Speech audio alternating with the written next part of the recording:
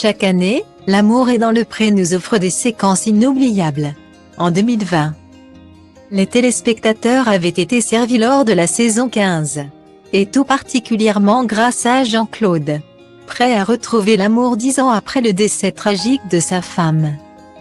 Le céréalier avait convié ses prétendantes Yolanda et Danégie dans sa ferme pour faire connaissance.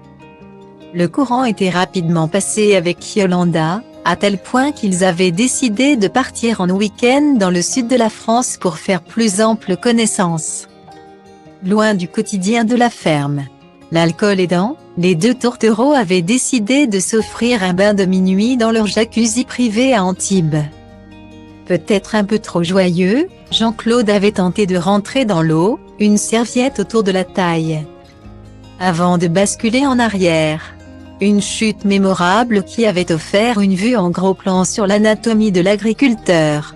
La raison est qu'on dormait dans la même chambre mais je n'ai pas couché avec elle. Je ne suis pas quelqu'un de pudique et elle non plus.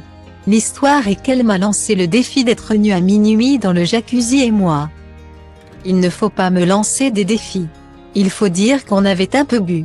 J'étais avec ma serviette et je prévoyais de monter sur le rebord du jacuzzi mais je ne pensais pas qu'on verrait mes fesses. Confiait-il en décembre dernier dans la Nouvelle République. Malheureusement, l'histoire entre Jean-Claude et Yolanda n'aura jamais été plus loin. Après avoir évoqué une relation compliquée lors du bilan de la saison 15 de L'amour est dans le pré, le céréalier regrettait ne pas avoir eu le déclic. Un sentiment confirmé par Yolanda.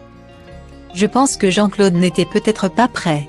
Il avait tellement peur d'aller trop vite ou de ne pas tenir ses promesses que je pense qu'il ne s'est pas laissé la chance de vibrer.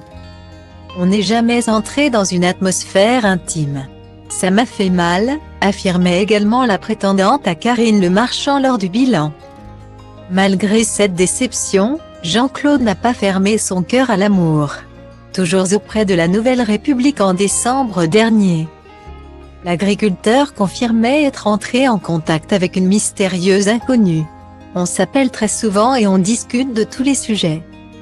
Au téléphone, cela se passe bien mais j'attends de la rencontrer. La réalité des choses se fera l'un en face de l'autre. Le déclic dans les yeux se passera ou non, révélait-il. Si le mystère reste entier concernant sa vie amoureuse. L'agriculteur s'est lancé dans une société baptisée JC Vert. Je vais travailler jusqu'à 69 ans. On ne vieillit pas quand on est passionné. Il n'y a pas d'âge pour avoir des projets. Déclarait-il avec entrain. Et il n'y a pas d'âge pour l'amour.